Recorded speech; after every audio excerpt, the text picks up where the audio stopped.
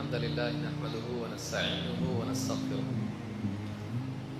ونعوذ بالله من شرور أنفسنا ومن سيئات أعمالنا من يهده الله فلا مضل له ومن يضلل فلا هادي له وأشهد أن لا إله إلا الله وحده لا شريك له وأشهد أن محمدا عبده ورسوله أما بعد فإن خير الحديث كتاب الله وخير الهدي هدي محمد صلى الله عليه وعلى آله وسلم وشر الأمور محدثاتها وكل محدثة بدعة وكل بدعة ضلالة وكل ضلالة في النار. قال النبي صلى الله عليه وسلم رغم أنف رجل دخل عليه رمضان ثم انسلخ قبل أن يغفر له. قابل احترام علماء کرام، موقر بزرگوں، نوجوان ساتھیوں، رمضان کا مہینہ ہمارے سامنے ہے اور کچھ ہی دنوں میں یہ مہینہ شروع ہونے والا ہے، اور ہم میں سے اکثر کے لیے یہ رمضان نیکیوں کا، نجات کا ذریعہ بنتا ہے،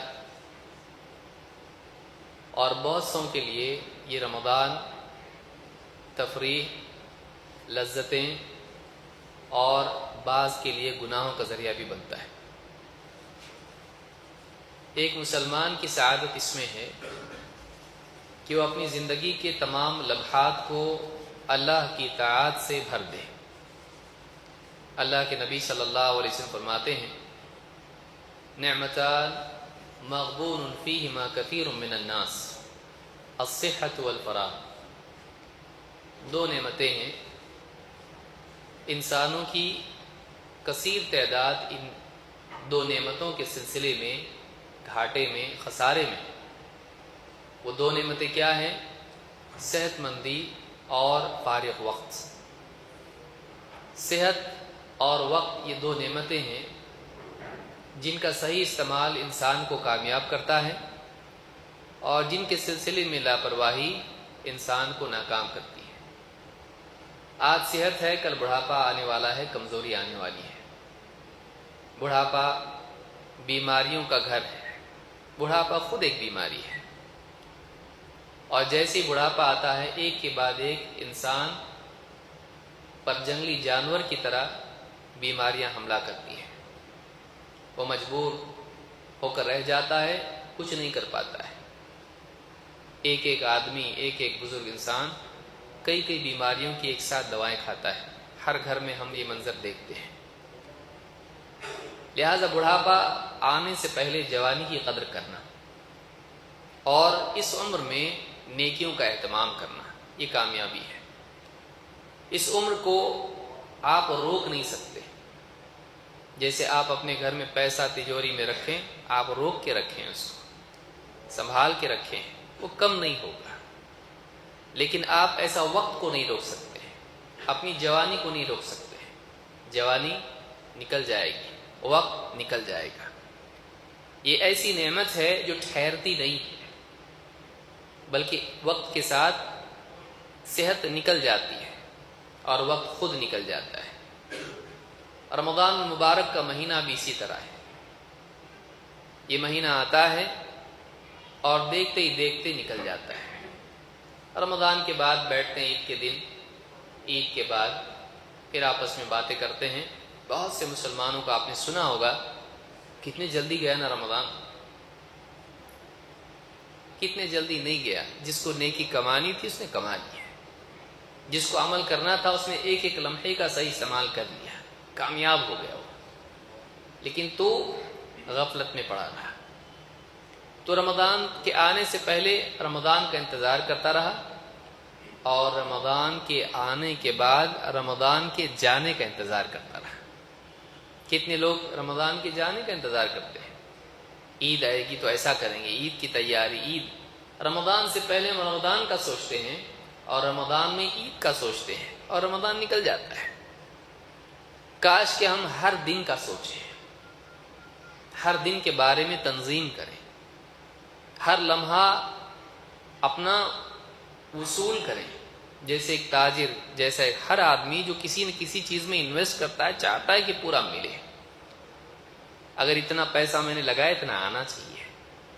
ایک تاجر جس طرح سے فکر کرتا ہے کہ جو تجارت میں اس نے لگایا ہے وہ کئی گناہوں کے منافع کے ساتھ اس کو ملے، اسی طرح سے ہم اپنی زندگی انویسٹ کر رہے ہیں.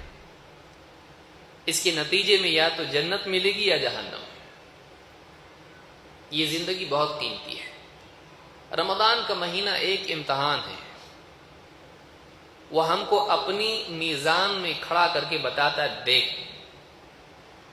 تو ایک مہینہ پورا دیندار جی سکتا ہے؟ نہیں. پوری زندگی کیا جیے گا؟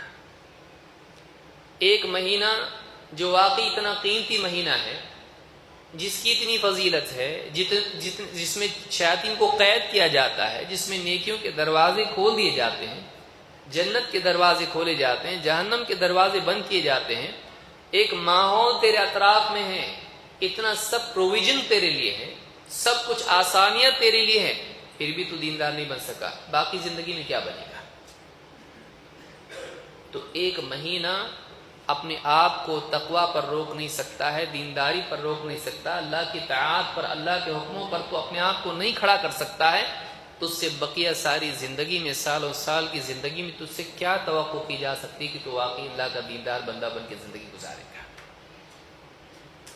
رمضان امتحان ہے، وہ ہم کو آئینہ دکھاتا ہے. رمضان ہم کو ہماری دینداری کا لیول بتاتا ہے. کبھی اس نگاہ سے سوچا ہے رمضان کے بارے میں کہ رمضان جیسے کوئی بیمار ہے، اس کے تھرمامیٹر رکھتے ہیں، دیکھتے ہیں کیا ہے بھائی، اس کا بخار کتنا ہے، اس کا چیک کرتے ہیں.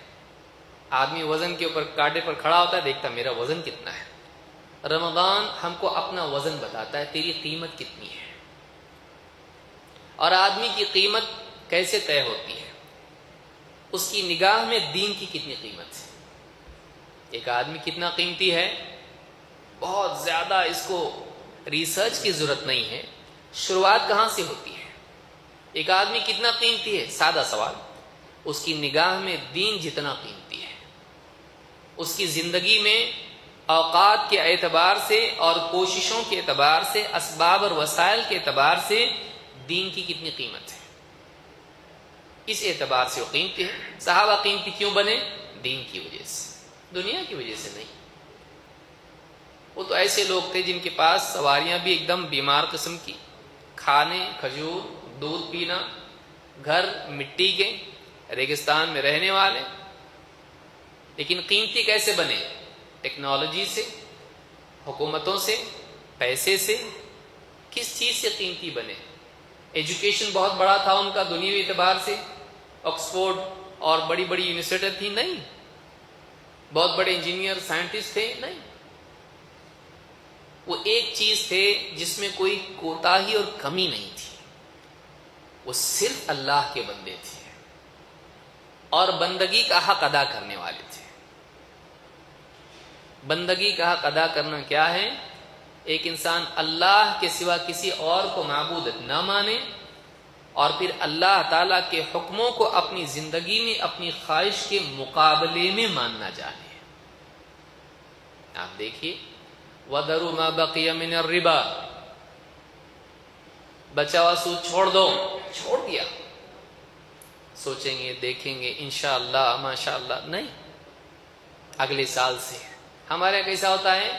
ہماری دینداری پوسٹ پون ہوتی رہتی ہے یہاں تک کہ موت آ جاتی ہے. ہم اپنی دینداری کو پوسٹ پون کرتے ہیں. حج کرنے کے بعد میں پورا دیندار بننے والا ہے، نکاح ہونے کے بعد میں داڑھی رکھوں گا، جاب ملنے کے بعد نمازی بنوں گا. ہے ہماری دینداری دنیا پر ڈیپینڈ ہوتی ہے کہ ہم کو کچھ دنیا مل جائے گی، ہمارا دنیاوی کوئی کام ہو جائے گا تو ہم دیندار بنیں گے. لیکن صحابہ کا ایسا نہیں تھا. اللہ خوش رکھے، تکلیف میں رکھے، راحت میں رکھے، غم کے حالات ڈالے، پریشانی ڈالے، سردی گرمی بارش، دین کا دامن نہیں چھوڑ سکتے ہیں. دین کو ہم نہیں چھوڑ سکتے ہیں. فقر آیا تو بھی دین، اور آسودگی آئی تو بدین، بلکہ وہ لوگ جب دنیا کے حالات اچھے ہو جاتے ڈرتے تھے. کہیں ایسا تو نہیں کہ اللہ تعالیٰ دنیا ہی میں ہم کو دے کر ہم کو دور کر رہا ہے، کیونکہ کفار کے لیے دنیا کیا ہے؟ جنت. یہ جنت ہے. کہیں ایسا تو نہیں کہ اللہ تعالیٰ یہی سب کچھ ہم کو دے رہا ہے. ڈرتے تھے. لہذا آدمی کی دینداری کا امتحان رمضان ہے. رمضان کے بعد ہم اپنے بارے میں بول سکتے ہیں جتنا ہم نے رمضان کو برباد کیا اتنا دین کو برباد کیا. جتنا ہم نے رمضان کو صحیح طور سے گزارا ہم اتنے بہتر طور پر زندگی کو گزاریں گے. یہ قاعدہ ہے. اس لیے رمضان ہمارے لیے جیسے کیمسٹری میں آپ کہتے ہیں لٹمس ٹیسٹ ہے. رمضان ہمارے لیے کیا ہے؟ ہماری دینداری کا لٹمس ٹیسٹ ہے. رمضان کی بنیاد پر ہم بول سکتے ہیں ہم کتنے دیندار ہیں. آپ دیکھیں عموماً آدمی رمضان کے مہینے میں مواقع کے باوجود بعض اوقات ضائع کر دیتا ہے. افسوس انسان کی کھوئی ہوئی نعمت واپس نہیں لاتی ہے. رمضان کے بعد سوچے آدمی کاش کہ میں نے یہ کیا ہوتا. گیا وقت گیا واپس نہیں آئے گا. رمضان بتاتا دیکھ رمضان جانے کے بعد بول رہا ہے نا کاش کہ میں اس رمضان میں ایسا کرتا، کتنا جلدی گیا اور یہ نیکی کرنی رہ گئی، یہ نیکی کرنی رہ گئی، قرآن پورا نہیں کیا میں نے، اذکار کی پابندی نہیں ہو پائی مجھ سے، تراویح پڑھا جو چھوڑا تو چھوڑ دیا. آدمی افسوس کرتا ہے رمضان کے بعد. قیامت کے دن لوگ ایسے ہی افسوس کریں گے. ربنا ابصرنا وسمعنا فرجعنا نعمل صالحا انا موقنون. اے اللہ ہم نے دیکھ لیا، ہم نے سن لیا، ہم کو واپس لوٹا دے تاکہ ہم نیک عمل کر کے آئیں. ہم کو یقین آ گیا، اب ہم شک میں نہیں ہیں، اب یقین آ گیا. ایک موقع دے دے، دنیا میں واپس بھیج دے، ہم عمل کر کے آئیں گے. افسوس، حسرت، موقع ضائع کرنے کا احساس، ندامت، اور ایک موقع چاہیے. کیا ان کو موقع ملے گا؟ نہیں، ان کو موقع نہیں ملے گا. لہذا ہم رمضان کو اگر آخری رمضان سمجھیں، یہاں سے خیر کی شروعات ہے. اگر کسی کو معلوم ہو جائے آج تیری زندگی کا آخری دن ہے اور تو جہنمی ہے، آج کا دن تیرے پاس ہے، جو کر سکتا ہے کر لے، جنتی بنا سکتا ہے اپنے آپ کو کوشش کر، ورنہ تیرا نام لگا ہوا ہے لسٹ میں جہنم کی. کیا حال ہوگا آدمی کا؟ کتنی نیکی کرے گا، کتنا گڑ گڑائے گا، کتنی توبہ کرے گا. جس انسان کا حال یہ ہو وہی دیندار بن سکتا ہے، وہی دین پر قائم رہ سکتا ہے. ہم کو 1000 سال جینا والی مینٹالٹی والے یہودی ہیں بھائی، مسلمان نہیں. مسلمان کون ہے؟ معلوم نہیں اگلا لمحہ میرے لیے ہے کہ نہیں ہے، کل میں رہوں گا کہ نہیں رہوں گا، اگلا رمضان ملے گا کہ نہیں، یہ رمضان ملے گا کہ نہیں ملے گا. انسان کو اگر موقع کے ضائع ہونے کا ڈر ہو تو موقع کو صحیح استعمال کرتا ہے. جوتے کیسے سنبھال کے رکھتے مسجد میں آتے تو ہم جوتے کی کتنی فکر کرتے ہیں، اپنے دین کی اتنی کرنے لگے تو کتنی بڑی بات ہوتی ہے. ایک آدمی مسجد میں آتا ہے، جوتیاں برابر سنبھال کے رکھتا ہے، اپنی ایسی جگہ رکھتا ہے کہ کسی کی نظر نہ پڑے، چوری نہ جائے، محفوظ رہے.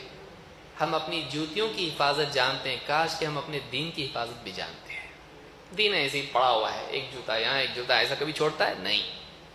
دین آپ دیکھیں، شیطان آئے اٹھا کے اچک کے لے جائے، اپنی متاع کہیں چھوڑتا ہے؟ کوئی چیز اپنی فائدہ مند چیز یہاں وہاں چھوڑے گا؟ نہیں، سنبھال کے رکھتا ہے ہر چیز. دین کیوں نہیں؟ یہ زندگی بہت قیمتی ہے اور ہماری قیمت دین سے ہے، اور کوئی چیز ہماری قیمتی نہیں. اللہ کو کچھ ضرورت ہے، اللہ کو کچھ ضرورت نہیں. اللہ کے نزدیک قیمتی کیا ہے؟ دین. جس کی زندگی میں دین ہوگا وہ قیمتی ہوگا. بہت سارے باکس آتے اس پہ لکھا ہوتا ہے ہینڈل وتھ کیئر. کیوں بھائی؟ تو پٹھے کا ہے، اس کی کیا قدر کریں؟ اندر چیز قیمتی ہے. اندر کانچ کے برتن ہیں، اندر بہت امپورٹنٹ چیز ہے، ٹیکنالوجی کی چیز ہے، ڈیلیکیٹ چیز ہے، اس چیز کی وجہ سے اس ڈبے کی بھی حفاظت ہوتی ہے، اس کی عزت ہوتی ہے، آرام سے عزت سے اٹھا کے اس کو رکھا جاتا ہے، یوں ہی پھینکتے نہیں اس کو. کیوں؟ اس کی وجہ سے نہیں، اس کے اندر جو ہے اس کی وجہ سے.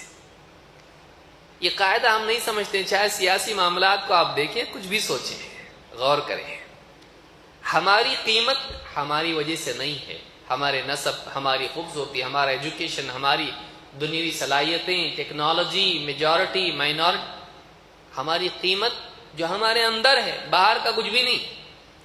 بے وقوفی ہماری اس میں ہے کہ ہم باہر کی چیزوں سے اپنی قیمت طے کرتے ہیں اور اللہ اندر کی چیزوں سے ہماری قیمت طے کرتا ہے. ہمارا پیمانہ ہی الگ ہو گیا ہے. ہم نے اپنے اندر دینداری کیا بنائی اور اللہ ہمارا کتنا بنے گا؟ جتنے ہم اللہ کے بنیں گے. وَأَوْفُوا بِعَهْدِي أُوفِ بِعَهْدِكُمْ. تم نے جو عہد مجھ سے کیا ہے بندگی کا، تم پورا کرو. میں بھی جو عہد میں نے کیا ہے نصرت کا، حفاظت کا، میں بھی پورا کروں گا. ہم نے پہلا کلاز تو پورا نہیں کیا اور دوسرا چاہتے ہیں. ہم چاہتے ہیں کہ اللہ ہماری حفاظت کرے، مدد کرے، نصرت کرے، لیکن ہم نے کیا کیا؟ ہم اللہ سے چاہتے ہیں لیکن اللہ کو ہم نے دیا کیا، پیش کیا کیا؟ یہ ہمارا امتحان ہے. لہذا یاد رکھیں، یہ زندگی ختم ہونے والی ہے، کوئی کسی کے کام آنے والا نہیں. نہ بیوی، نہ بچے، نہ بھائی بہن، نہ دوست احباب، کچھ نہیں. سب لوگ مل کے دفن کر کے جائیں گے. یاد رکھیے، سب لوگ مل کے دفن کریں گے اور مٹی ڈالیں گے، ہاتھ جھاڑیں گے، پیٹ دکھائیں گے، جائیں گے، بھولیں گے. اور بعض لوگ تو کھائیں گے پیئیں گے مرنے کے بعد. ہمارا عمل ہمارے ساتھ رہے گا. یہ جو زندگی ہے اس کی قدر کریں.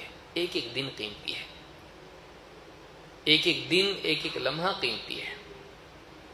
لہذا رمضان کے وقت کی قدر کریں اور رمضان کی تنظیم کریں. اوقات کی، ٹائم کتنا اپنے پاس؟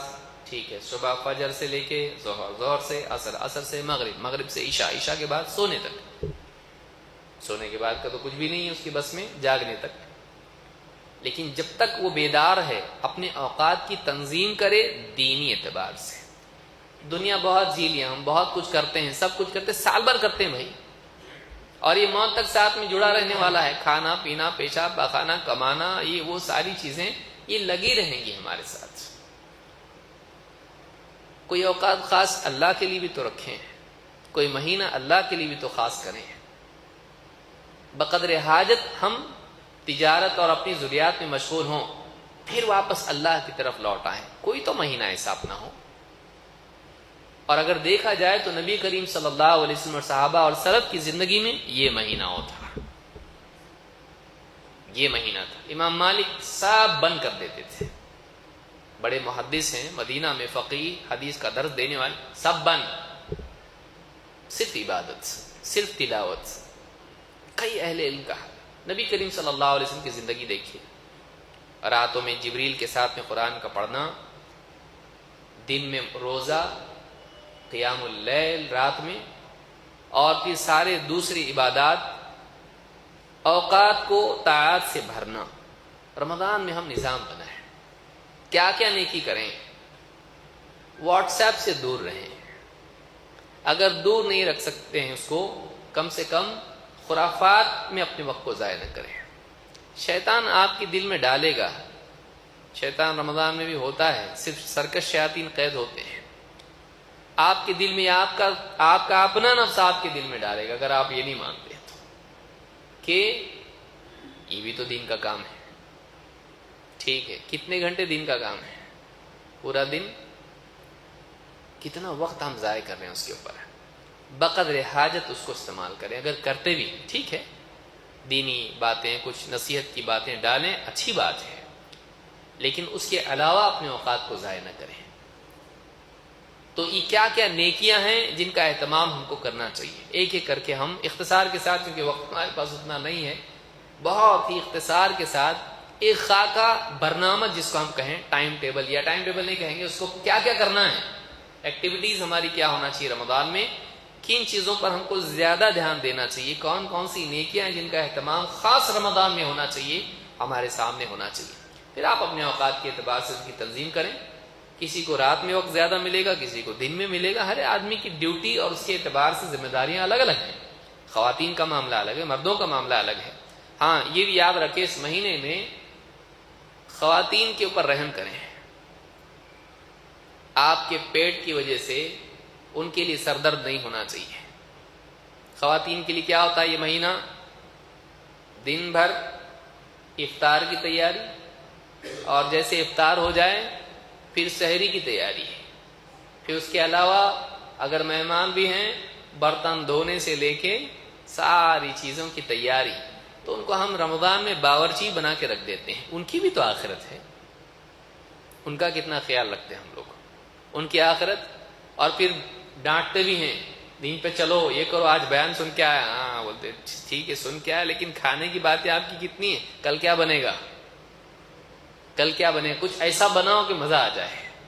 ہم پیٹ کے اتنے لالچی ہو چکے ہیں کہ ہم کو کھانے کھانے کھانے کی سوا کچھ سوچتا نہیں. رمضان میں اس کا خیال رکھیں. کھائیے، آپ منع نہیں ہے، کھائی، کون منع کیا بھائی؟ وَكُلُوا وَاشْرَبُوا وَلَا تُسْرِفُوا، کھاؤ پیو، حد پار مت کرو. لیکن کھانے پینے میں اپنی بیویاں، ان کا بھی لحاظ رکھو کہ جنت ان کے لیے بھی ہے. کتنے لوگوں کی عبادات نہیں ہو پاتی، کتنی خواتین ذکر اذکار اور تلاوت اور بہت ساری نیکیاں نہیں کر پاتی. کس کی وجہ سے؟ ذمہ دار کون ہے؟ آپ ذمہ دار ہیں اس کے. کل کو اگر وہ جہنم میں چلی گئی، اس کی نیکیاں کم ہو گئیں اور گناہ زیادہ رہے، کون ذمہ دار رہے گا؟ آپ نے اس کو موقع نہیں دیا ایسے مہینے میں. حتیٰ کہ لیلۃ القدر بھی آئی اور وہ کھانے پکانے میں رہ گئی. آج خاص پکاؤ، ایک دم آج بڑی رات ہے، اور اس کی عبادات ضائع ہو گئی. کاش کہ وہ عبادت اس رات میں کر لیتی، اس کو 1000 مہینوں کا ثواب مل جاتا ہے. لیکن آپ کی وجہ سے وہ نہیں کر پائی، وہ ہانڈی چولہے میں ہی رہ گئی. یہ بھی یاد رکھیں، خواتین کا بھی خیال کریں، اور اس مہینے میں ان کے لیے تھوڑی آسانی رکھیں، ان کے لیے تھوڑی آسانی رکھیں. اللہ کے نبی صلی اللہ علیہ وسلم فرماتے ہیں ناکام و نامراد ہے وہ انسان جس پر رمضان کا مہینہ آیا اور پھر نکل گیا لیکن وہ اپنی مغفرت نہیں کرا سکا. معلوم ہوا کہ یہ مہینہ اپنی مغفرت کرانے کا مہینہ ہے. یہ ایک موقع ہے جس میں انسان اللہ کے آگے رو دھو کر گڑ گڑا کے عبادات کے ذریعے سے، ذکر و اذکار اور عبادات جتنی بھی ہیں، دعاؤں کے ذریعے سے اپنی مغفرت کرائے. نہ صرف اپنی بلکہ جو متعلقین اس کے ہیں ان سب کے لیے مغفرت کی دعا کریں. تو یہ مہینہ مغفرت کا ہے اور اس میں خاص اہتمام کریں اس چیز کے اللہ سے طلب کرنے کا. آئیے دیکھتے ہیں ہم کو رمضان کا مہینہ کیسے گزارنا چاہیے اور کن اعمال کا اہتمام کرنا چاہیے. سب سے پہلی چیز، رمضان سے قبل آپ کا ذہن کیا ہونا چاہیے اور کیا کیا چیزیں آپ کے ذہن میں آپ کو رکھنا چاہیے. نمبر 1، اخلاص کا اہتمام. رمضان میں اپنی نیت صاف رکھیں. رمضان کے روزوں سے آپ وزن کم کرنے کا خیال نہ رکھیں. رمضان کی وجہ سے وہ عبادت ہے. روزے میں کیا کریں؟ اللہ کی رضا، میں اللہ کے لیے چھوڑ رہا ہوں، کھانا چھوڑوں گا، پینا چھوڑوں گا، روزے کی حالت میں. اللہ کے لیے چھوڑنے کا مزاج اپنا بنے، اور اللہ کے لیے مجاہدہ برداشت کرنا. یہ مجاہدہ کس کے لیے؟ اللہ کے لیے. اخلاص اپنے اندر پیدا کریں. روزے اس لیے نہ رکھیں اگر میں نے نہیں رکھا تو لوگ کیا کہیں گے.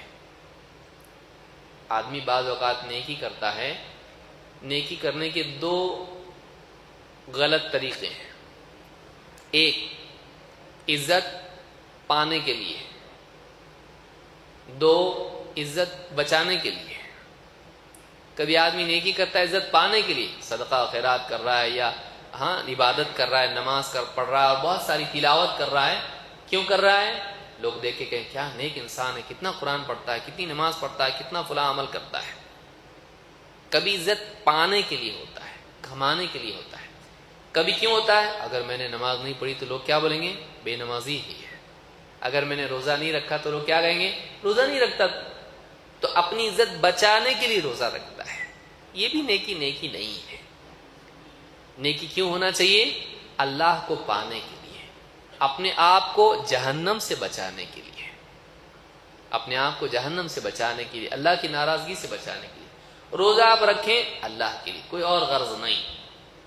دل میں باتیں آئیں گی، آپ ریجیکٹ کریں، اس کو ریجیکٹ کریں، بچ گئے، ایکسیپٹ کیے، پھنس گئے، کیونکہ قلب پر بہت سارے افکار وارد ہوتے رہتے ہیں، یا تو دل اس کو قبول کرتا ہے یا تو اس کو رد کرتا ہے۔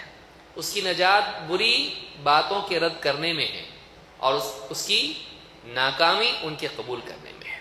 آپ کا دل میدان کی طرح ہے، اس میں یہاں وہاں سے کچرا آئے گا، آپ اگر اس کو صاف کریں گے تو آپ بچ گئے، کچرا جمنے دیا آپ ہلاک ہو جائیں گے، یاد رکھیں۔ تو دل کے اندر خیالات آئیں گے، آپ اس کو صاف رکھیں، اللہ کے لیے عمل کریں، اللہ کے لیے عمل کریں۔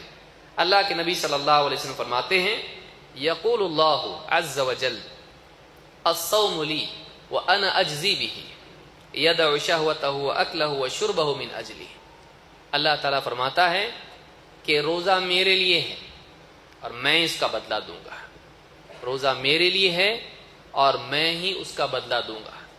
بندہ میری خاطر اپنی شہوت کو، اپنے کھانے کو، اپنے پینے کو چھوڑتا ہے، روزہ میرے لیے ہے۔ علماء نے کہا روزہ میرے لیے کا مطلب یہ ہے کہ صوم اللہ کے لیے ہے، باقی نیکیاں جتنی بھی ہیں ان نیکیوں میں جب آدمی مشغول ہوتا ہے، کوئی بھی آدمی دیکھ کے بول سکتا ہے نماز پڑھ رہا ہے، یہ حج کر رہا ہے، یہ آدمی تلاوت کر رہا ہے، اس نیکی میں مشغولیت اس کا اظہار ہوتی ہے، اس کو چھپانا مشکل ہوتا ہے۔ اور علماء نے کہا بس ایک نیکی ایسی جس کو آدمی چھپا کے بھی کرتا ہے، وہ ذکر اللہ کا دل میں ہے۔ لیکن عام طور سے نیکیاں جتنی بھی ہیں، جو فرائض ہیں، جو احکام ہیں، اعمال ہیں، اسلام کے ارکان ہیں، ان میں آپ دیکھیے ساروں کا اظہار ہے۔ روزہ ایک ایسی چیز ہے جس میں جب تک آدمی بولے نہیں کہ میرا روزہ ہے، اس کی بھوک کی وجہ معلوم نہیں پڑتی ہے۔ کیوں نہیں کھا رہے بھائی آپ؟ ڈائٹنگ بھی ہو سکتا ہے۔ کیوں نہیں کھا رہے آپ؟ نہیں ملا کھانا۔ کیوں نہیں کھا رہے آپ؟ بھول گیا، ہو سکتا ہے نا۔ لیکن روزہ کب بنا؟ وہ اس کی نیت کی وجہ سے۔ لہذا روزہ میرے لیے ہے، وہ بھوک پیاس اللہ کے لیے تھی، وہ قیمتی بنی، اور یوں ہی بھوکا رہتا کوئی قیمت اس کی نہیں، اس کی قیمت اللہ کے لیے ہونے کی وجہ سے۔ الصوم لی وانا اجزی بہ، میں اس کا بدلہ دوں گا۔ اللہ تعالیٰ نے اس کے بدلے کی نسبت اپنی طرف کی۔ نماز کا بدلہ بھی تو اللہ دے گا نا، حج کا بھی اللہ دے گا، زکوٰۃ کا بھی اللہ دے گا، ذکر و تلاوت کا بھی اللہ دے گا۔ پھر روزے کے بارے میں خاص کیوں؟ اس کی اخلاص کی شان ہے، اس میں اخلاص کی شان ہے، لہذا اللہ اپنی طرف سے اس کو اجر دے گا۔ بعض روایتوں میں اس طرح سے کہ ہر آدم کے بیٹے کا ہر عمل اس کے لیے ہے، ایک نیکی کا بدلہ 10 گنا سے لے کے 700 گنا تک ملے گا، سوائے روزے کے۔ اس لیے کہ روزہ میرے لیے ہے، میں خود اس کا بدلہ دوں گا۔ قرآن کریم میں اللہ نے فرمایا انما یوفی الصابرون اجرهم بغیر حساب، صبر کرنے والوں کو ان کا اجر دیا جائے گا بے حساب۔ امام قرطبی فرماتے اس آیت اور اس حدیث سے بات معلوم ہوتی ہے کہ روزے کا اجر کتنا ملے گا اللہ کے سوا کوئی نہیں جانتا، کوئی قید اور کوئی حد اس کی نہیں ہے۔ جب وہ خالص اللہ کے لیے ہے اور اپنی حاجات بندے نے اللہ کے لیے چھوڑی، جائز چیزوں کو اللہ کے لیے چھوڑا نا، جائز چیزوں کو اللہ کے لیے چھوڑا اور چھپا کے چھوڑا، معلوم بھی نہیں کسی کو روزہ رکھے ہوئے، تو اس اخلاص کی وجہ سے اور اللہ کی خاطر اس قربانی کی وجہ سے اتنا بڑا اس کا معاملہ بن گیا کہ اللہ تعالیٰ اتنا اجر اس کو دے گا کہ کوئی حساب اس کا نہیں کر سکتا ہے، اور خود اللہ دے گا اس کا۔ یہ بہت بڑا انعام اللہ کی طرف سے، جس کو یاد رکھنا چاہیے۔ تو پہلی چیز یہ کہ اب اتنی بڑی نیکی ہے جس کا بے حساب اجر ملنے والا ہے، اگر اس کو ریاکاری کے ساتھ کرے اس کی کوئی قیمت نہیں رہ جاتی، وہ صرف بھوک پیاس بن کے رہ جاتا ہے۔ کیوں برباد کرے اپنا روزہ؟ آدمی بولے 30 سال سے میں روزے رکھ رہا ہوں، ایک روزہ نہیں چھوٹا میرا۔ کیوں بولا تو؟ بولا کیوں؟ تعریف کے لیے گیا سب۔ سوچیے ہم لوگ اپنی نیکیاں برباد کرتے ہیں سمعہ کے ذریعے سے۔ سمعہ کیا ہے؟ نیکی کرنا اور اس کو براڈ کاسٹ کرنا۔ بلکہ بعض اوقات تو عادت یہ ہوتی ہے کہ جو نہیں کیا اس کو بھی براڈ کاسٹ کرتے ہیں. 10 سال کی بجائے 20 سال بول دے. کون گننے والا ہے بھائی؟ کون دیکھتا ہے؟ جب 10 میں تھوڑی تعریف ہے تو 20 میں تو اور ہوگی ہے. کیوں؟ اپنی نیکیوں کو چھپائیں. ہاں کہیں اظہار اس کا ضروری ہوتا ہے، کسی کی حوصلہ افزائی کے لیے، ترغیب کے لیے، ٹھیک. جہاں تک ہو سکے آدمی اپنی نیکیوں کو چھپائے.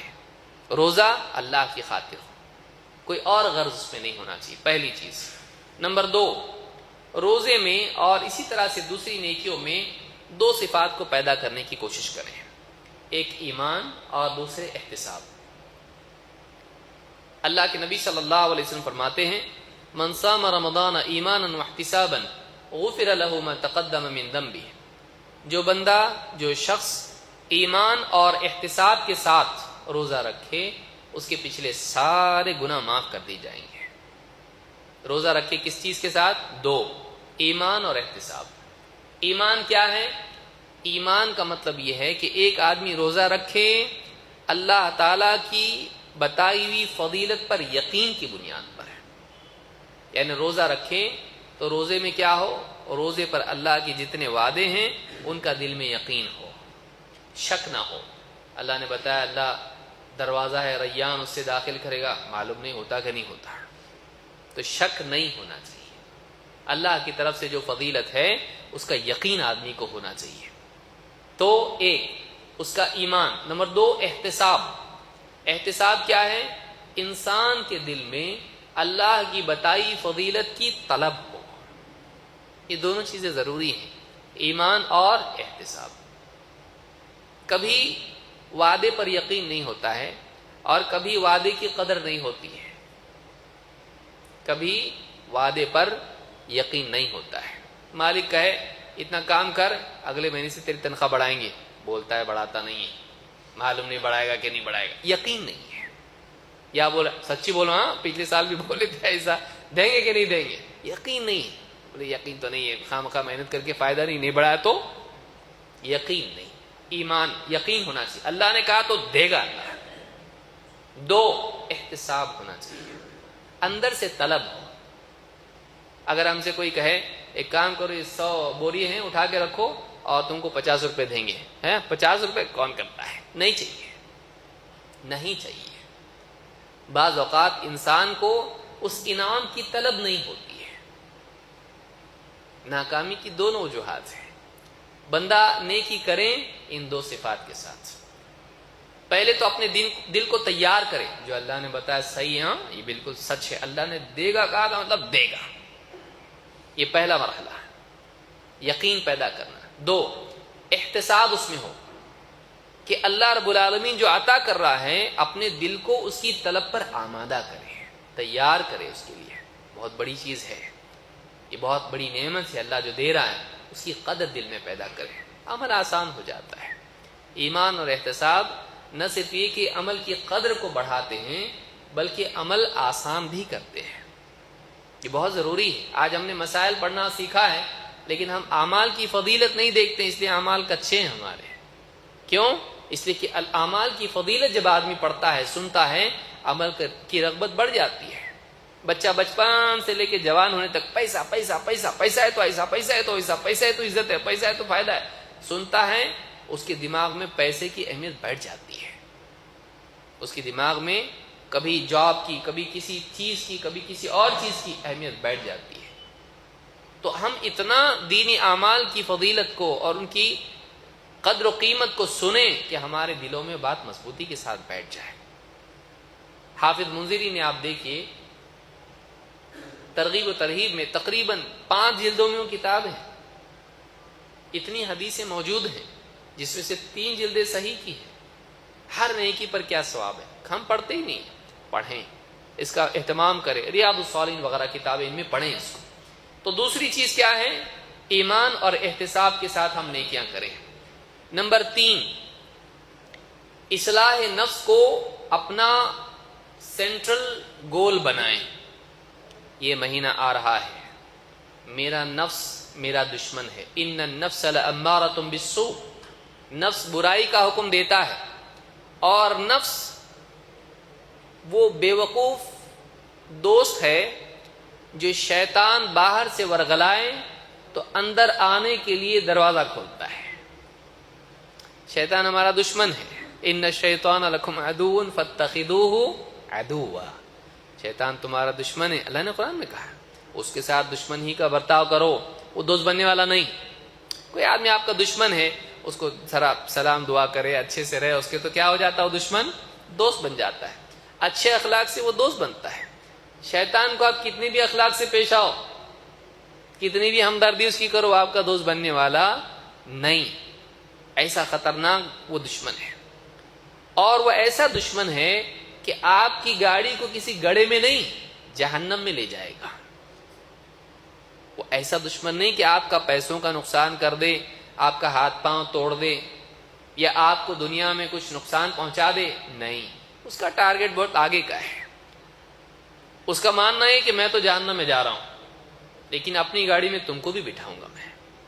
اور پوری زندگی اس کا کام یہ، قیامت تک کے لیے اس کے پاس وقت ہے. فل ٹائم ہے اس کے پاس، فل ٹائم اس کے پاس ہے. اور وہ چاہتا ہے کہ سب جہنمی بنے. اب شیطان باہر سے آواز دیتا ہے، کوئی ہے اندر؟ اب تقویٰ بولتا ہے مت، کوئی جاؤ مت، دروازہ مت کھولو. نفس کیا بولتا ہے؟ ذرا دیکھیں گے تو صحیح، کوئی مٹھائی لایا ہوگا، کچھ تو بولتا دیکھو میں کچھ لایا ہوں تمہارے لیے، دروازہ کھولو گے تو دوں گا. نفس کیا بولتا ہے؟ ذرا دیکھنے میں کیا جاتا ہے، ایک پٹ کھول کے دیکھیں گے. کنڈی کون کھولتا ہے؟ نفس. شیطان کے آنے کا راستہ نفس ہموار کرتا ہے. انسان کی کمزوری ہے، اور ہلاکت اسی میں ہے. ہلاکت اسی میں ہے. نفس لذت کا طالب ہے، اور لذتوں کے راستے سے آدم علیہ السلام کو کیا کیا شیطان نے؟ پھل کھاؤ گے نا، بہت زبردست پھل ہے یہ، کوئی معمولی پھل نہیں ہے. یہ پھل کھاؤ گے تم کیا بن جاؤ گے؟ فرشتوں جیسے بن جاؤ گے. بادشاہت تم کو ایسی ملے گی جو کبھی پرانی نہ ہو. بہت زبردست پھل ہے یہ، کھاؤ. اس نے رغبت دلائی اور پھل کھانے پر مجبور کیا. شیطان بتاتا ہی ہے، برائی کو اچھا کر کے بتانا. نفس کیا کرتا ہے؟ جو بول رہے چچا سنو نا، نفس کیا کرتا ہے؟ مجھ کو چاہیے. جیسے آپ بچے کو بازار میں لے جاتے ہیں، اس کو کوئی کھلونا پسند آ گیا، وہیں گر کے مانگنا شروع کرتا ہے، نہیں میں چاہیے ہی مجھ کو. بعض اوقات ماں باپ مجبور ہو کے اس کی شرارت دیکھ کے لے لیتے ہیں ایسی چیز جو نہیں لینی تھی ان کو. نفس ایسا ہے، اس کو کوئی پہچان نہیں صحیح غلط کی، اس کو بس اس کے دل کی جو چیز ہے وہ چاہیے. رمضان کا مہینہ اس شریر بچے کی اصلاح کا وقت ہے. اس بے وقوف نادان بچے کی اصلاح کا وقت ہے، جو کنڈی کھول کے پورا مصیبت کا پہاڑ کھولنے والا ہے. شیطان کے آنے کا راستہ ہموار کرنے والا نادان دوست، یہ نفس ہے ہمارا. ہم نفس کو نکال کے پھینک سکتے نہیں، وہ ہمارے ساتھ ہے، چپکا ہوا ہے.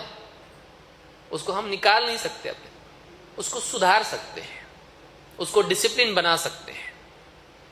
نفس کو ہم ڈسپلن بنا سکتے ہیں، اس کو با اصول بنا سکتے ہیں، اس کو کنٹرول کرنے والا بنا سکتے ہیں. رمضان کا مہینہ کب بنائیں گے ہم؟ اللہ نے ایک پورا مہینہ دیا ہم کو، اس مہینے میں بنا سکتے ہو. اپنے آپ کو متقی بنا سکتے ہو. رک کا مطلب رک. تقویٰ کیا ہے؟ اللہ نے کہا رک جا، ٹھیک ہے رک گیا. یہ تقویٰ ہے.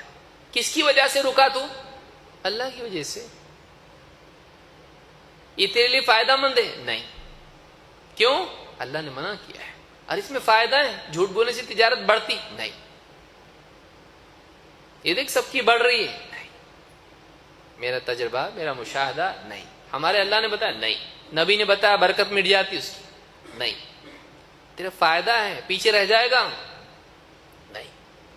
یہ جو تقویٰ ہے، سماج، عقل، تجربہ، اس کے مقابلے میں رک جانا کوئی معمولی کام نہیں. جو آدمی کر سکتا ہے اس کے لیے جنت سے کمتر اللہ کے پاس جنت سے اور کچھ نہیں ہے. جنت ہی جنت ہے اس کے لیے، جنت سے کم نہیں دے گا اللہ اس کو. ان للمتقین مفازا، اللہ نے کہا متقین کے لیے کامیابی ہے. اپنے آپ کو ایسا بناؤ. اللہ کی طرف سے سٹاپ کا مطلب گاڑی سٹاپ، اتنی طاقت انسان کے اندر پیدا ہو جائے ایمان کی اور اس کی دینداری کی، اللہ منع کر دے رک جاؤں گا، خلاص باقی سب سوال بعد میں. ہے ایسا ایمان، ہے ایسا تقویٰ؟ ذرا دیکھیں گے تو صحیح. آدمی کو اگر معلوم ہو جائے یہ حرام ہے، انشاءاللہ بھی جتنا ہے اتنا ختم کرتا، اگلے ٹائم سے نہیں. سگریٹ کا پیکٹ خریدا اگر اور مولوی صاحب بتا دیے سگریٹ پینا حرام ہے جمعہ کے خطبے میں، تو آدمی کیا بولتا ہے؟ یا آخری، ہاں یا آخری، اس کے بعد سے نہیں. یا آخری کیوں؟ نہیں کا مطلب نہیں. کیوں ہم کمزور ہیں؟ وجہ یہ کہ ہمارا تقویٰ اتنا قوی نہیں ہے. تقویٰ اگر مضبوط ہو جائے، روزہ اس کی تربیت ہے نا. کھانا حلال، پانی حلال، بیوی سے تعلق حلال، سب کے سامنے ہاں قبول بول کے لایا ہے. کچھ لوگوں نے تو 3 بار بولا ہے. 3 بار بولنے کی کوئی دلیل نہیں بھائی. شاید بعض لوگوں نے سوچا ہوگا کہ جب طلاق 3 ہے تو نکاح بھی 3 ہونا چاہیے، ایکول ہو جائے گا کچھ ایسا. ہمارے ایک مولوی صاحب کہنے لگے جو لوگ کہتے ہیں کہ 3 طلاق ایک کیسا ہو سکتے، ان کو بولو نکاح کے وقت آپ کتنی مرتبہ پڑھے؟ بولے 3 بار. نکاح کتنے ہوئے؟ بولے 1. تو بولے 3 ایک کیسا ہوتے؟ نکاح 3 ہونا چاہیے نا آپ کے. بہت سارے لوگ جو دوسرے مکتب فکر کے ہوتے ہیں، امام صاحب بولتے ہیں آپ کا نکاح اتنے مہر کے بدلے میں قبول کرایا جا رہا ہے، آپ سے آپ کے رشتے میں نکاح میں دی جا رہی فلاں کی بچی فلاں ولی کے ذریعے سے، ان کی اجازت سے قبول کیا آپ نے؟ خدا الحمدللہ میں نے قبول کیا. پھر پوچھتا ہو سوچ لے اچھے سے، بڑی مصیبت میں جا رہا تو، اب دیکھ اگلی وارننگ آ رہی تجھ کو، سوچ ابھی بھی ٹائم ہے تیرے پاس. 3 بار پڑھاتا اس کو، تینوں بار بولا بالا بیچارہ کیا بولتا؟ الحمدللہ. اور آخری بار اور پکا بولتا، کہاں تو کٹ تو کرتے کیا نکال، الحمدللہ قبول کیا میں نے. 3 بار کیوں؟ اب اس کو پوچھا جائے تینوں نکاح مبارک ہو، بولا 3 نکاح کہاں سے ہوئی؟ ایک ہی تو ہوا. تو جب تیرے 3 بار پڑھنے سے نکاح ایک ہی ہوا، 3 طلاق ایک کیوں نہیں ہوتا بھائی؟ سمجھ میں آ رہی بھائی؟ یہ موٹا گاؤں کا جواب ہے، یہ ایک دم شہر کا نہیں ہے، یہ گاؤں والا جواب ہے کہ جب آپ 3 بار اقرار کرتے نکاح کا، وہ 3 نکاح نہیں ہوئے، تو آپ کوئی آدمی 3 طلاق دے دے تو 3 کیسے ہوئے؟ ایک کیوں نہیں ہوا؟ سمجھ میں آئی بات؟ یاد رکھیں اس کو.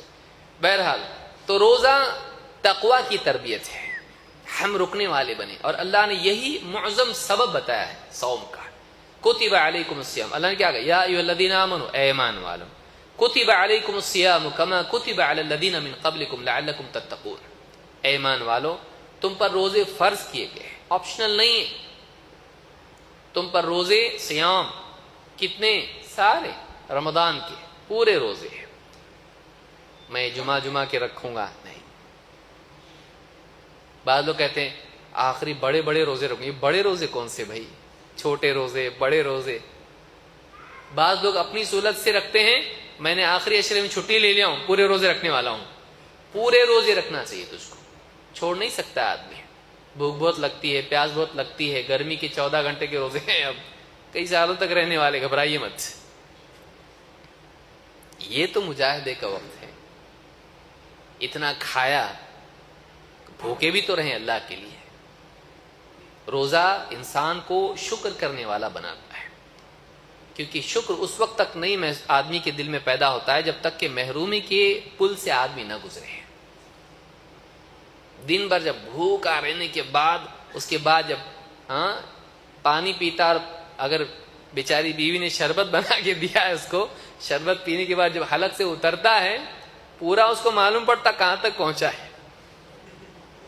وہ لذت، اس کو ٹھنڈک محسوس ہوتی ہے. الحمدللہ. اب اس کو محسوس ہوا کہ کتنی بڑی نعمت ہے پانی، کتنی بڑی نعمت ہے یہ لذت، کھانے کی لذت، پینے کی لذت. اگر اللہ یہ چیزیں پانی پیدا نہیں، آپ کبھی سوچے ایسا، اگر دنیا میں پانی نہیں ہوتا تو آپ سوچئے، باقی ساری چیزیں اپنی جگہ پہ ہیں، کوئی چیز کم نہیں، خالی پانی نہیں. کھیتی کیسے کرتے آپ؟ کھانا اپنے آپ نہیں، غسل، پاکی، بیماریاں. سوچئے کیسا نظام چلتا دنیا. خالی پانی نہیں، باقی صاحب پانی کے بدلے پیٹرول لے لو. اور کیا کرتا آدمی ہے؟ سوچئے، روزہ انسان کو ایک ایک نعمت کی قدر کراتا ہے. دسترخوان بچھا ہوا ہے، آدمی دیکھتا ہے کہ اللہ رب العالمین نے یہ نعمتیں عطا کی، تھوڑی دیر کے لیے میں بھوکا ہوں، اللہ رب العالمین نے کتنا کچھ پیدا کر دیا. اس کو واقعی دیکھنے کی ایک نئی سوچ اور بصیرت ملتی ہے. کیا نعمتیں، کتنی ساری نعمتیں. اور وہ نعمتیں دینے والا اللہ جس نے بچپن سے اتنے سالوں سال 30 35 40 50 سال کھلایا، اگر ایک مہینہ بول دے مت کھا تو کیا جاتا اس سے؟ میرا رب ہے، بول دیا مت کھا، میرے رب کی بات ہے، میں مانتا ہوں میرے رب کی بات ہے. یہ مومن کا مزاج ہونا چاہیے. جو بچپن سے مجھے کھلا رہا پلا رہا وہ اللہ جس نے ماں کے پیٹ میں 9 مہینے تک بھی مجھ کو غذا دی ہے، جب میرے کھانے پینے کے لیے نہ دانت تھے، نہ منہ چلتا تھا، نہ کچھ تھا، نہ میں کہیں تجارت کے لیے جاتا تھا، نہ کوئی اور ذریعہ میرے پاس تھا، وہاں بھی اللہ نے میرے کو زندگی دی، وہاں بھی زندہ رکھا. وہ اللہ اگر ایک مہینے کے لیے بولے مت کھا میرے بندے، تو اس مہینے مت کھا، ہاں دن میں مت کھا، رات میں کھا، رات میں کھا. اگر اللہ بول دے اور میں رک جاؤں تو کتنی سعادت کی چیز ہے، کتنی بڑی بات ہے. آدمی کو یہ مزاج اس میں ہونا چاہیے. میرا اللہ اگر بول دے گا نا نہیں، مطلب نہیں، چھوڑ دوں گا میں اللہ کے لیے. یہ تقویٰ ہے. یہ مزاج اگر رمضان میں ہمارا بن گیا، ہم جیت گئے. یہی چاہتا ہے روزہ. رمضان کا اصل سبق یہ ہے، اللہ نے بتایا اس کو، کتب علیکم الصیام کما کتب علی الذین من قبلکم لعلکم تتقون، تاکہ تم بچنے والے بنو، اللہ کی وجہ سے رکنے والے بنو. یہ مزاج بن جائے ہمارا. اللہ نے نہیں بولا گا مطلب نہیں، نو question, no objection, no objection. رکنے کا مزاج بنے. یہ بہت بڑی نعمت ہے اور اس کو حاصل کرنا چاہیے. اور اس مہینے کو آپ بنائیں. آپ دیکھیں پہلا روزہ ہوا، کتنا تقویٰ ہے تیرے اندر، نگاہ کی حفاظت ہو رہی کہ نہیں ہو رہی؟ نہیں ہو رہی، نہیں بنا تقویٰ تیرے اندر نہیں آیا. زبان کی حفاظت ہو رہی کہ نہیں ہو رہی؟ نہیں ہو رہی. تیرا روزہ پرفیکٹ نہیں ہے، تو نے روزے سے تیرا ڈوسیج کافی نہیں ہوا تیرے لیے، اور کوشش کر، اور کوشش کر. اس طرح سے ہم مہینہ جب ختم کر کے باہر نکلیں، تھیٹر کے باہر نہ دکھے ہم عید کے دن، ناچ گانوں میں نہ دکھے ہم عید کے دن. روزہ رمضان ختم کرنے کے بعد اس کی زندگی میں ایک نیا عزم آئے. اب میں تیار ہو گیا، اب ایک جنگ کا ماحول آنے والا ہے. اب شیطان، سارے شیاطین آزاد ہونے والے ہیں. اب پوری طاقت لگانے والے ہیں میرے دین پر حملہ کرنے کے لیے، میرے دین کے قلعے کو گرانے کے لیے پوری طاقت لگائیں گے. اب میں جنگ کروں گا ان سے. اب میں تیار ہو گیا، اب میرے اندر طاقت پیدا ہو گئی، اب میرا نفس کنٹرول میں ہے. نہیں بولوں گا تو نہیں کھولے گا کنڈی. اب میں اس کو بولوں گا نہیں، تو وہ بولے گا نہیں تو نہیں صاحب، جیسا آپ کا حکم. سوال یہ ہے کہ ہم نفس کے مالک ہیں اپنے، یا نفس ہمارا مالک ہے؟ کامیابی اور ناکامی کا مدار اس سوال کے جواب پر ہے. اگر ہم اپنے نفس کے مالک ہیں تو ہم کامیاب ہیں. اگر نفس ہمارا مالک ہے، کہاں نالیوں میں لے جائے گا ہم کو معلوم نہیں. اللہ ہم سب کی حفاظت فرمائے. نفس کا غلام بننا بدترین غلامی ہے. لہذا یہ رمضان کا سبق یاد رکھیں. اسی طرح سے رمضان کے مسائل رمضان کے آنے سے پہلے معلوم کریں. روزہ کن چیزوں سے ٹوٹتا ہے، کن پر فرض ہے، کن کے لیے رخصت ہے، کن کے لیے فدیہ ہے، کن کے لیے قضا ہے. اور اسی طرح سے روزے کے تعلق سے اور کیا کیا اعمال ہیں، صدقۃ الفطر کے کیا معاملات ہیں، تراویح قیام رمضان کے کیا معاملات ہیں. مسائل معلوم کریں. اہل علم ہر علاقے میں موجود ہیں، علماء کی کتابیں موجود ہیں، دروس علماء کے موجود ہیں. معتبر علماء سے علم حاصل کریں. یہ نہیں کہ کوئی بھی کچھ بھی بولے اور آپ سننے لگے. نہیں، اپنے دین کو کی ناقدری ہے کہ ایک آدمی ہر آدمی کے فیصلے کو اپنے دین میں فیصل بنا لے. میڈیسن میں ایسا کرتے ہیں ہم لوگ؟ نہیں. ایکسپرٹ ڈاکٹر، گاڑی کھٹارا ہماری ریپیئر کرنی ہو، اچھے سے اچھا میکینک. کوئی بھی راستے میں کھڑا ہو کے ہمیں بنا کے دیتا نہیں، بنا دیتا آدمی، کہاں تو خراب کر دے گا. اور دین کے معاملے میں کیوں؟ دین کے معاملے میں ہم معتبر ذرائع سے علم حاصل کریں، معتبر علماء سے دین لیں، عقیدہ، احکام اور تمام چیزیں. تو یہ بھی یاد رکھیں. رمضان کا جب چاند دیکھیں، یعنی ہلال دیکھیں، پہلا چاند، اس کا عمل ہے جو بہت سارے لوگ بھول جاتے ہیں. کیوں؟ عید، چاند مبارک، چاند مبارک، چاند مبارک. جو چاند مبارک کرنا شروع کرتے ہیں اصل دعا بھول جاتے ہیں. چاند دکھنا نہیں دکھنا کے چکر میں آدمی اس کی خبر دینے میں اس کی دعا بھول جاتا ہے، جو کہ ایک بہت ہی عمدہ دعا ہے. اگر اس دعا میں آپ واقعی غور کریں گے آپ کو نبی صلی اللہ علیہ وسلم کی انٹیلیجنس کا پتہ چلے گا. کتنے جامع کلام کرنے والے. اس کو اگر آپ جوامع الکلم میں سے کہیں تو کوئی کم بات نہیں ہے. اتنی پیاری دعا ہے. اللہ کے رسول صلی اللہ علیہ وسلم کے بارے میں طلحہ ابن عبید اللہ کہتے ہیں، صحابی، ان النبی صلی اللہ علیہ وسلم كان اذا راى الهلال قال اللهم اهلله علينا باليمن والايمان والسلامة والاسلام ربی وربک اللہ. بعض روایتوں میں اہلہ علینا بھی آیا ہے، یہ گھبرانے کی ضرورت نہیں ہے. اور امن والایمان بھی آیا ہے اور یمن والایمان بھی آیا ہے، لیکن یہ روایت جو ہے عام طور سے کتب میں ہے. کیا دعا ہے؟ جب اللہ کے نبی صلی اللہ علیہ وسلم ہلال دیکھتے تو دعا کیا کرتے ہیں؟ 4 چیزیں آپ مانگتے ہیں.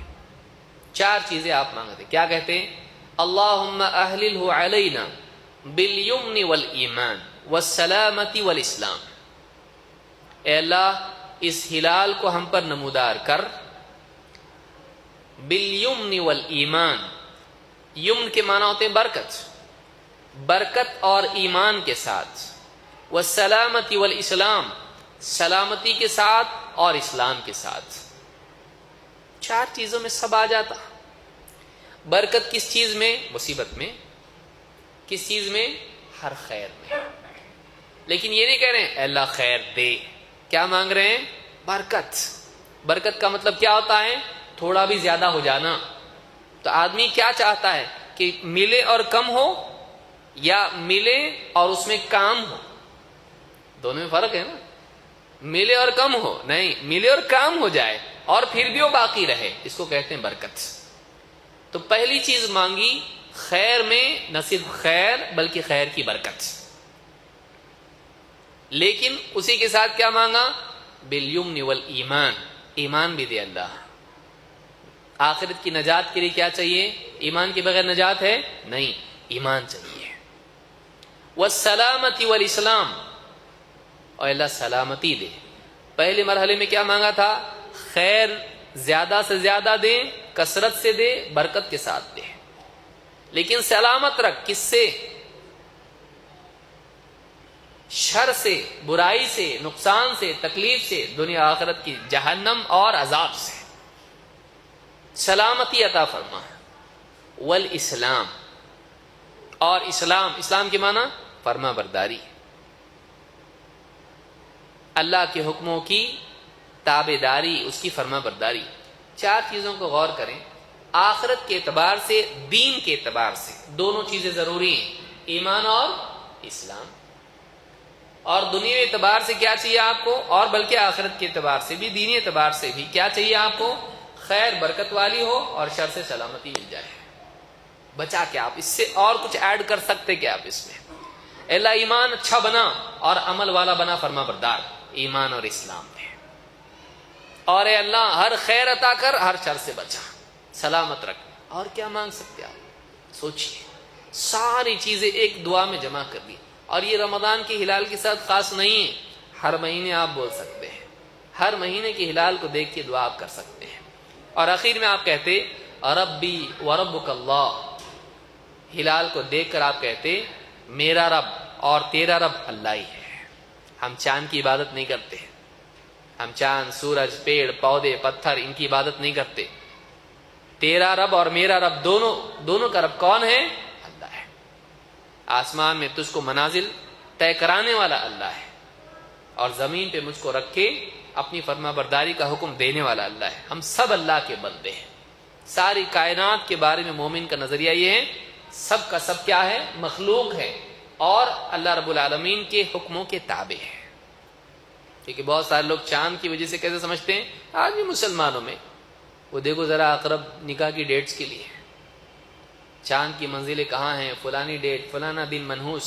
نہیں، تیرا رب بھی اللہ ہے اور میرا رب بھی اللہ ہے. اللہ کے حکم سے سب کچھ ہوتا ہے.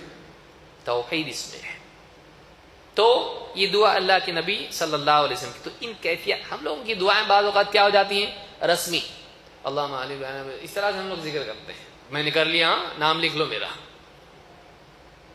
اس کو جب آپ کوئی بھی دعا پڑھیں، آپ سبحان اللہ آدمی کہے، الحمدللہ آدمی کہے، اللہ اکبر آدمی کہے، وہ کیفیات اس کو ملے، اس کا ایمان کتنا بڑا ہو جائے گا. سبحان اللہ کہتے ہی اس کے دل میں آئے میرا رب اللہ سارے عیوب سے پاک، پرفیکٹ ایک دم. جب بھی سبحان اللہ کہے یہ کیفیت آئے، اللہ ہر عیب سے پاک، کسی کا محتاج نہیں، ساری خوبیوں اور سارے آفات سے اور ساری برائیوں سے پاک اللہ. الحمدللہ سر سے پاؤں تک اللہ کے احسانات سے دبا ہوا ہے.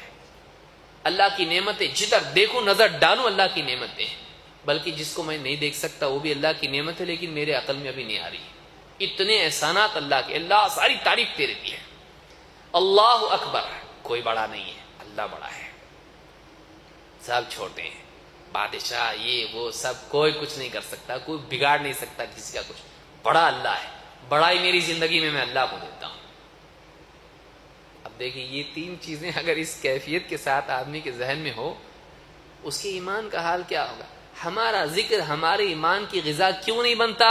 اس لیے کہ ہم اپنے اذکار میں غور نہیں کرتے ہیں. ہم نہیں جانتے ہم کیا بڑبڑا رہے ہیں، ہم نہیں جانتے. جیسے نیند میں آدمی بول رہا ہے میری جائیداد پوری تجھ کو دے دیا، اٹھنے کے بعد ریکارڈنگ سنا، نیند میں بولا میں، کچھ بھی بولا میں، پکا نہیں ہو، میرا ہوش حواس میں نہیں. یہی تو ہماری نماز ہے، یہی تو ہمارے اذکار ہیں. ہم بڑبڑا رہے ہیں، ہم کو خود کو معلوم نہیں ہم کیا بول رہے ہیں. کیوں ایسا؟ کیوں ایسا؟ ایسا نہیں ہونا چاہیے. نہیں آتا، نہیں ٹائم ہے، سب کچھ ہے. دعاؤں کی کتابوں میں ترجمے لکھے ہوئے ہیں بھائی، سب کچھ موجود ہے. کیوں نہیں؟ اس لیے کہ ہمارے پاس ٹائم نہیں ہے. ہمارے پاس ٹائم نہیں ہے. ان چیزوں کے لیے وقت نکالیے. آدمی کو ایمان کی لذت دنیا میں ملے، اس سے بہتر کوئی لذت نہیں ہے. اس سے بہتر کوئی لذت نہیں. رمضان کا مہینہ اس لذت کے حاصل کرنے کا ایک بہت بڑا موقع ہے. ہر عمل سے آدمی لذت ہے. کھانے کی کتنی لذتیں لیتا ہے، ذرا وہ بھی لاؤ ذرا. جہاں تک ہاتھ نہیں پہنچتا ہے ہاتھ ٹکا کے لے گا. دوسرا گھور رہا ہے کوئی پرواہ نہیں کرے گا اس کی. یہ حال ہے رمضان میں. یہ بھی کھائے گا وہ بھی کھائے گا، اس کا بس چلے تو دائیں بائیں کی تفریق ختم کر دے، دونوں ہاتھ سے کھا لے. اتنا کھاتا رمضان میں. اور تراویح میں آگے اتنی ڈکاریں لیتا ہے کہ بازو والے پریشان ہو جاتے، اپنی جگہ بدل دیتے اس کی وجہ سے. اتنا یہ نعمتیں ہم کو ان میں سے کھونا نہیں چاہتے ہم لوگ. فریج میں کوئی ایسی چیز بیوی نے رکھ دی، اللہ رحم فرمائے، کہ جس کو بتا ہی نہیں، اور وہ رہ گیا، افطار میں نہیں دی اس نے. اب یہ گیا فریج کھولا، دیکھا یہ کیسا گیا ادھر، تجھے معاف کرنا میں بھول گئی. کیسا بھول گئی تو کیسا بھول گئی؟ اتنا غصہ اس کے اوپر. یعنی کوئی نعمت میرے پیٹ میں جانے سے رہنا نہیں چاہیے. یہ حال ہے اس کے پیٹ کا رمضان میں. صدمہ ہوتا ہے، افسوس ہوتا ہے، ڈانٹتا ہے. کوئی ایک نعمت بھی گھر میں ایسی نہیں ہونا چاہیے کہ لائی اور رہ گئی، سب کھانا ہے مجھ کو. لیکن ایمان کی لذت، تلاوت کی لذت ملے، ذکر کی لذت ملے، دعا کی لذت ملے، استغفار کی لذت ملے، نماز کی لذت ملے، اس کو رکوع سجود کی لذت ملے. کیا یہ لذت نہیں ہے؟ ہر ایک کی لذت الگ ہے. ہر ایک کی لذت الگ ہے. اللہ کا کلام پڑھ رہا ہے، میرے رب کا کلام ہے. اکرمہ رحمہ اللہ یا رضی اللہ عنہ، اکرمہ کہتے تھے جب قرآن کھولتے کہتے ھذا کلام ربی، ھذا کلام ربی، یہ میرے رب کا کلام ہے.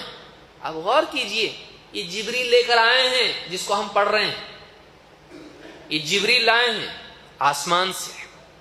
یہ اللہ نے بندوں سے کلام کیا ہے، یہ اللہ کا کلام ہے جو ساری کائنات کا رب ہے. پڑھے آدمی سنے، اس کا دل رونگٹے کھڑے ہونا چاہیے. قرآن کیا ہے؟ قرآن کتنی بڑی چیز ہے. لو انزلنا هذا القرآن على جبل، کیا فرمایا اللہ نے؟ اگر پہاڑ پہ نازل کیا جاتا تو تم دیکھتے کہ ریزہ ریزہ ہو گیا اللہ کی خشیت سے، اللہ کے خوف سے.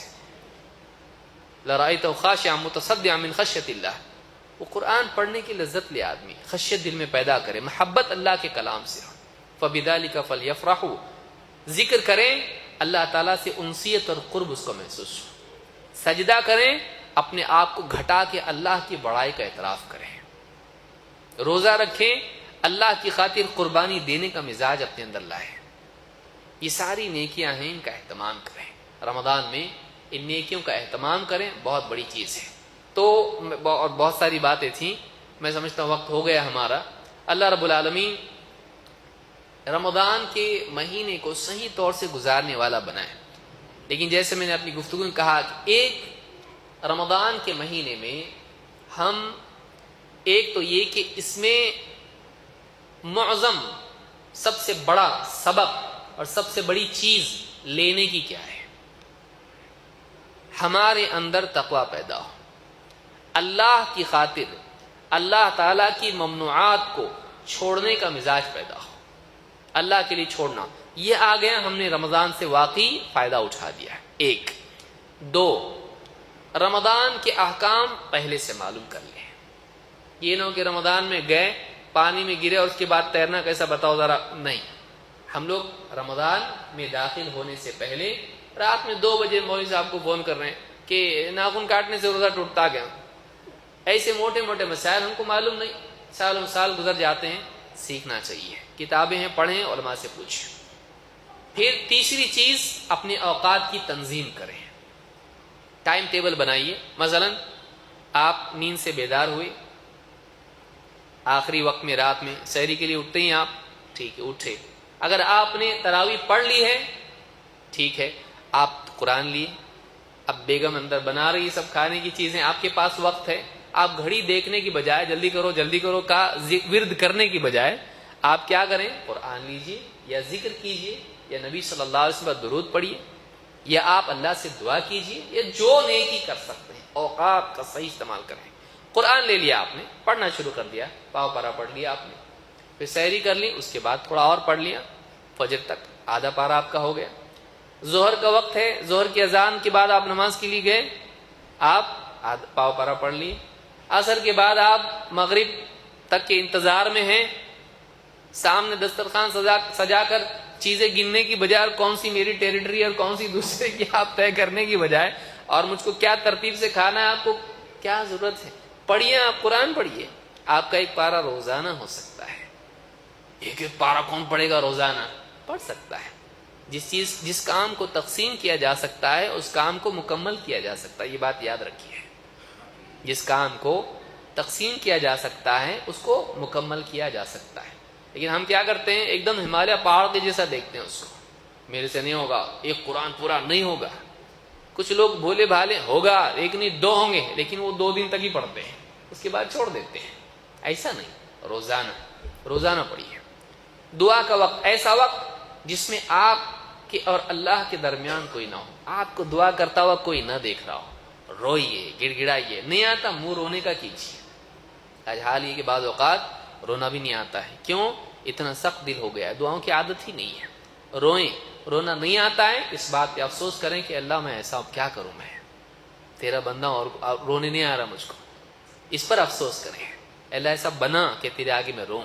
سارے اسلاف کا حال آپ دیکھیے، اللہ کے آگے رونے والے سلف، اللہ کے نبی صلی اللہ علیہ وسلم آپ دیکھیے، امام الاوزاعی رحمۃ اللہ علیہ روتے تھے، ان کا جانماز بھیگ جاتا تھا، اتنا روتے تھے۔ اب کتنوں کا حال بیان کیا جائے، اللہ کے نبی صلی اللہ علیہ وسلم اب داڑھی تر ہو جاتی تھی، حضرت عثمان کتنا قرآن پڑھتے، روتے۔ تو یہ رونے سے آدمی کا دل نرم ہوتا ہے، جب دل نرم ہوتا ہے ساری خیر نرم دل کے ساتھ جڑی ہوئی ہے، سارا شر سخت دل کے ساتھ جڑا ہوا ہے۔ رمضان میں بھوک پیاس سے ویسے بھی آدمی نرم ہو جاتا ہے، آدمی دعا کرے اللہ سے، اے اللہ تو نے اتنی نعمتیں عطا کی، میں نے تیرا حق ادا نہیں کیا، ساری نعمتیں کھا کے، میں نے سب کچھ پی کے، سب کچھ لے کر میں نے تیرا شکر ادا نہیں کیا، اے اللہ میں گناہ گار بندہ ہوں، کچھ نیکیاں میں نے کی ہیں لیکن معلوم نہیں ان میں اخلاص تھا نہیں تھا، معلوم نہیں میں نے واقعی ان کو صحیح ڈھنگ سے کیا نہیں کیا، اے اللہ اگر تو قبول نہیں کرے گا میں برباد ہو جاؤں گا، بہت گناہ ہے اللہ تو معاف کر دے۔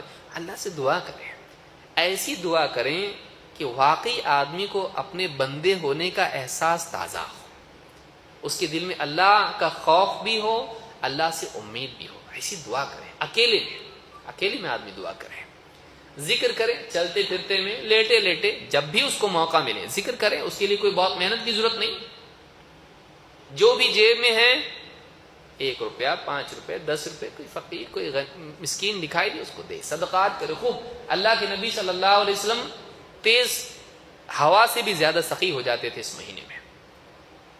سخاوت کا اہتمام کریں، غربا فقراء کے کام آئیں اور ان کا تعاون کریں، ان کی مدد کریں۔ کتنے لوگ بھوکے ہوتے ہیں، کتنے لوگ غریب ہوتے ہیں، کتنے لوگ ہیں جن کو جواب نہیں ہے، کتنے لوگ ایسے ہیں جن کی تجارتیں ٹھپ پڑی ہوئی ہیں، کسی کے سامنے بولتے نہیں وہ لوگ۔ ان کا خیال دوسرا مسلمان رکھے، وہ میرا بھائی ہے، اس کے حالات چل رہے ہیں، ٹھیک ہے، کسی زمانے میں اس نے مجھ کو ستایا ہے لیکن میں اس سے بدلہ نہیں لوں گا، اس کی تکلیف پر خوش نہیں ہوں گا، میں اس کا بھائی ہوں، میں اس کی طرح نہیں ہوں، مجھ کو ویسا بننا چاہیے، مجھ کو بہتر انسان بننا چاہیے، میں اس کے کام آؤں گا۔ ایسا بنے۔ پڑوسی ہمارے لاکھ جھگڑے ہمارے ہوئے ہیں، خیال رکھے اس کا، اس کے دن خراب چل رہا ہے، اس کا تجارت نہیں چل رہی ہے، غربت افلاس میں ہے، کام آئے اس کے۔ جس کا دل نرم ہے اس کے ساتھ خیر ہے، سخت دل جہنم میں لے جائے گا۔ ساری برائیوں کی جڑ دلوں کا سخت ہونا ہے۔ کیوں؟ جب دل سخت ہو جاتا ہے تو اس میں خیر کا نفوذ نہیں ہوتا ہے۔ لہذا رمضان میں ان اعمال کے ذریعے سے اگر ہم نے اپنے دل کو صحیح کر لیا، قیامت کے دن یہ کام آئے گا۔ کیوں؟ اللہ نے فرمایا یوم لا ينفع مال ولا بنون الا من اتى الله بقلب سلیم۔ قیامت کے دن مال کام نہیں آئے گا، اولاد کام نہیں آئے گی، کام آئے گا تو قلب سلیم، صحیح سالم دل، ٹھیک ٹھاک دل، قساوت سے، غفلت سے، شرک سے، کفر سے، نفاق سے اور حسد سے، کینہ سے، بغض و عداوت سے اور اس طرح کی ساری طمع اور حرص اور اس طرح کی جتنی قلبی بیماریاں ہیں ان سے پاک دل لے کے اللہ کے پاس جائے۔ یہی تو سب سے قیمتی چیز ہمارے پاس ہے، یہی تو سب سے قیمتی چیز ہمارے پاس ہے۔ اس کا بگاڑ ساری چیزوں کا بگاڑ ہے۔ الا ان فی الجسد مضغہ اذا صلحت صلح الجسد کلہ واذا فسدت فسد الجسد کلہ الا وہی القلب۔ خبردار، آدمی کے جسم میں گوشت کا ایک ٹکڑا ہے، اگر وہ صحیح ہو جائے پورا بدن صحیح، اگر وہ بگڑ جائے پورے بدن میں بگاڑ آئے گا، اور وہ آدمی کا دل ہے۔ رمضان میں اپنے قلب کو تقوی سے بھرنے کی کوشش کریں، اسی لیے کہ حدیث میں کیا آیا ہے، نبی کریم صلی اللہ علیہ وسلم نے فرمایا، آپ نے فرمایا التقوی ہا ہونا ویشیر الی صدرہ، آپ نے فرمایا تقوی یہاں ہوتا ہے، تقوی یہاں ہوتا ہے، آپ نے سینے کی طرف اشارہ کیا ہے۔ تو یہ تقوی کا مہینہ ہے، اپنے دل کو تقوی والا بنانے کی کوشش کریں اور ساری گندگی سے اپنے دل کو پاک کریں، روزے کے ذریعے سے، نماز کے ذریعے سے، دعا و استغفار کے ذریعے سے، اور اللہ رب العالمین سے اپنے تعلق کو قوی بنانے کے اعتبار سے۔ جب اللہ سے بندے کا تعلق ہو جائے اللہ اس کے دل کو خیر سے بھر دیتا ہے۔ اللہ تعالیٰ سے دعا ہے کہ ہمارے رمضان کو اللہ تعالیٰ اچھا بنائے اور اس کے ہر دن کو ہمارے لیے نجات اور سعادت کا دن بنائے، اور ہماری عبادات کو قبول فرمائیں اور ہم سب کو نیک توفیق عطا فرمائیں۔ خواتین کو بھی اللہ تعالیٰ نیک اعمال کی توفیق عطا فرمائیں، اور رمضان کے مہینے میں گناہوں سے، غیبت اور چغل خوری فارغ اوقات میں اور زیب و زینت ایسی جو حرام ہو، اللہ تعالیٰ ہم سب کی حفاظت فرمائے۔ اقول ھذا واستغفر اللہ لی ولکم۔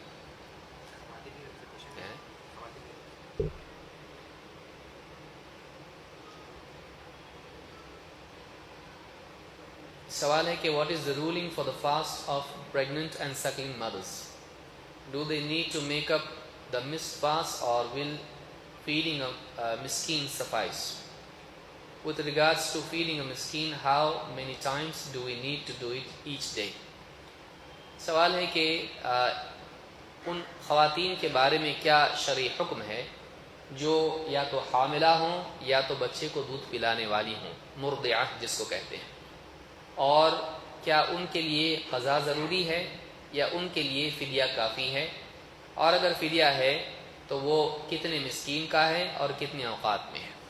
اس مسئلے میں علماء کا اختلاف ہے کہ اگر ایک عورت جو حاملہ ہو یا دودھ پلانے والی ہو، اگر اس کو اپنے بچے پر یا اپنی ذات پر، اپنی جان پر خوف ہو روزے کی وجہ سے نقصان کا، تو ایسی عورت کیا کرے؟ اس میں کوئی شک نہیں کہ ایسی عورت کے لیے روزہ چھوڑنا جائز ہے، اور ابن عباس رضی اللہ تعالیٰ عنہما کی تفسیر سے بھی یہ بات معلوم ہوتی ہے کہ وَعَلَى الَّذِينَ يُطِيقُونَهُ فِدْيَةٌ طَعَامُ مسکین کے ضمن میں وہ عورت بھی آتی ہے. اور اس کے بارے میں اختلاف ہے کہ وہ کیا کرے گی، جب روزہ چھوڑ دے گی تو کیا کرے گی. بعض علماء نے کہا کہ اس کے لیے قضا ہے کہ جب وہ رمضان گزر جائے گا اور وہ صحت مند ہو جائے گی یا بچے کا مسئلہ ختم ہو جائے گا تو وہ قضا کرے گی. بعض علماء اس کے قائل ہیں کہ قضا کرے گی اور فدیہ بھی دے گی، اور بعض علماء اس کے قائل ہیں کہ وہ قضا نہیں کرے گی بلکہ صرف فدیہ دے گی. ہماری اپنی تحقیق سے زیادہ مجھ کو صحیح یہ لگتا ہے جو عبداللہ ابن عباس رضی اللہ تعالیٰ عنہ کا فتویٰ ہے، اور ایک فتویٰ حضرت عبداللہ ابن عمر کا بھی ہے کہ وہ صرف فدیہ دے گی اور قضا نہیں کرے گی. لیکن بہت سارے علماء نے یہ فتویٰ دیا ہے کہ نہیں، عورت مسافر کی طرح، جیسے مسافر سے نماز اور روزے میں سہولت دی گئی ہے عورت کے لیے بھی ہے، اور انہوں نے کہا کہ جب مسافر اپنے روزوں کی قضا کرتا ہے تو ایسی عورت بھی قضا کرے گی. تو انہوں نے کہا ہے کہ نہیں، وہ قضا کرے گی. بہرحال اگر کسی کا دل اس پر مطمئن ہو تو اس کے مطابق عمل کرے. لیکن جو راجح قول ہم کو لگتا ہے وہ یہی ہے کہ اس پر یعنی فدیہ ہے اور ایک مسکین کا ایک وقت کا ہے. اگر وہ فدیہ دے دے تو اس کے لیے کفایت ہے، اور یہی ابن عباس رضی اللہ تعالیٰ عنہ کا فتویٰ ہے. انہوں نے صاف کہا کہ تیرے اوپر فدیہ ہے، تیرے اوپر قضا نہیں ہے. ان کی ام ولد، جو ان کی غلام جس سے اولاد پیدا ہوتی ہے، اس کے تعلق سے انہوں نے کہا کہ تو ان لوگوں میں سے ہے جن کے بارے میں اللہ نے فرمایا وَعَلَى الَّذِينَ يُطِيقُونَهُ فِدْيَةٌ طَعَامُ مسکین، اور کہا کہ تیرے اوپر فدیہ ہے، تیرے اوپر قضا نہیں ہے. تو اس سے یہ بھی مسئلہ معلوم ہوتا ہے. بعض علماء نے کہا ہے کہ نہیں، اس کے لیے قضا ہے. تو بہرحال آدمی مزید تحقیق کرے اور مقامی علماء سے پوچھے، اور اس مسئلے میں جس بات پر اس کا دل مطمئن ہو اس کا اہتمام کرے. جہاں تک کہ اس حاملہ اور مرضعہ کا معاملہ ہے، اس میں اس غلط فہمی میں نہ رہیں کہ ہر حاملہ، ہر پریگننٹ عورت کے بارے میں ہے یا ہر دودھ پلانے والی عورت کے بارے میں نہیں. یہ اس کے بارے میں ہے کہ جس کو اپنے یا اپنے بچے کے بارے میں خطرہ ہو. ورنہ ہر عورت یہ سمجھنے لگی کہ دیکھو ہم پریگننٹ ہے تو ہمارے لیے آسانی نہیں. جو عورت صحت مند ہے اور پریگننٹ ہے اس کے لیے روزہ ضروری ہے، وہ روزہ چھوڑ نہیں سکتی ہے. لیکن اگر وہ بیمار ہو، کمزور ہو اور اس کی وجہ سے بچے کو نقصان روزے سے ہو سکتا ہو یا اس کی اپنی ذات کو، تو اسلام میں یہ سہولت ہے کہ وہ روزہ چھوڑ سکتی ہے. پھر اس کے بعد یہ مسئلہ آئے گا کہ قضا کرے یا فدیہ دے. تو یہ مسئلہ یعنی اس تعلق سے ہے. تو میں سمجھتا ہوں آج کے لیے اتنا کافی ہے. اللہ رب العالمین ہمارے بیٹھنے کو قبول فرمائیں اور ہم سب کو دین کا علم حاصل کرنے اور اس کے مطابق عمل کرنے کی توفیق عطا فرمائیں. اقول هذا واستغفر الله لي ولكم.